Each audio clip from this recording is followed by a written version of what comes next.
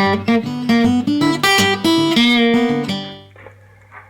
today the topic is hide glue. Actually, I'm going to be gluing the braces on the top of the 12-string guitar, the Regal 12-string style guitar that I'm building, and I'm going to use hide glue.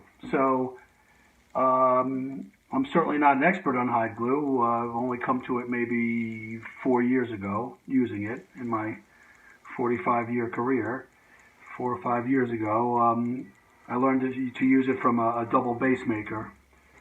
Anyway, so what is hide glue? Basically, it is ground up. They process cow hides, in this case, and boil it down. And from what I understand, the collagen is what makes it stick in the glue. This is 192 gram strength hide glue. There's different strengths, gram strengths, which give it different properties. This is what's traditionally used for guitars.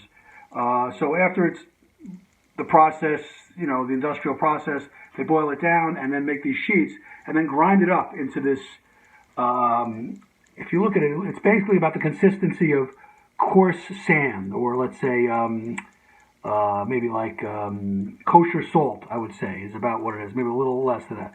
So I'm shaking around the jar to show you, and it's just got this goldish color to it. It's got a weird smell. It's they actually put some kind of, I don't know, use the word perfume or something in there to change the smell so it smells a little better. I've been told that. So the way it works is you take these granules and you pour them, the way I do it anyway, in a beaker, in this case. So I'm going to pour in a little. Now, a lot of people, luthiers, get a little scientific about this, and the way I was taught, I don't. Basically, I'm going to take this glue. Now I'm going to cover it with water. I just got to run over to my sink. So it's about 2/3 water, 1/3 the granules. I'll be right back. So there it is. You can see, like I said, I just used tap water. Again, some people use it, weigh the glue and measure the water and use a certain proportion. I don't. I just put it in like that, and then what happens is now you have to let it sit for about half an hour. And then what will happen is the pearls, the hide glue is going to soak up all the water, or most of the water, and it's going to get a consistency sort of like fish roe. It will look like. So it's already started to do that. If you could see, they expand many times their size, and and then once that happens, then I'm going to put it in a double boiler. What I have is this little coffee pot someone once gave me. It's actually to keep your, it's a little pot that keeps water hot, but it doesn't get very hot. You want the glue itself, not the water, at about 145 degrees, maybe even 150. So you can take a thermometer and check it. And in use, once you get the glue that hot, then you either brush it on, or you put it in a little bottle and take your brace or whatever it is you want to glue, put it on, and then you just have a minute. You have to clamp it very fast.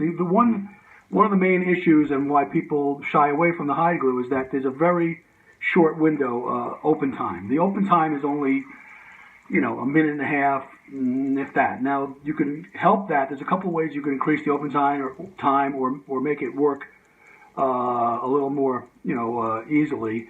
One is to heat the parts. So you could just take a heat hair dryer or a heat gun and heat up the brace and heat the top a little bit, and that'll give you a little more time, which is important. There's another thing too. You could put urea in granules in the glue, but that might weaken the glue a little. So I don't like to do that. So the other thing about hide glue is it's very reversible. So when it comes time, if you have to repair the guitar or whatever you glue it with, heat and water, and it doesn't really leave a residue like yellow glue. You could take yellow glue apart also with heat and water, but this is much easier.